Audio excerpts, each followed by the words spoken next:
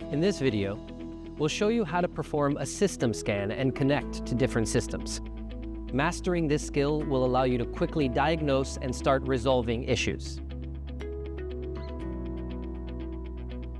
In the Commercial Vehicles module, performing a system scan is simple. Just select the connector you're using, click Proceed, and the software will scan for fault codes. For brands like Caterpillar and the Off-Highway module, the process is just as easy.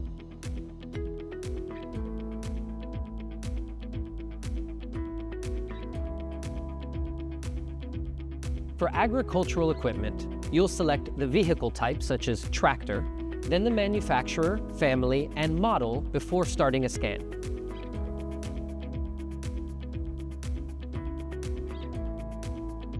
Once the system scan completes, you can connect to specific components by double-clicking the system you want, or selecting it and clicking the orange button in the upper right.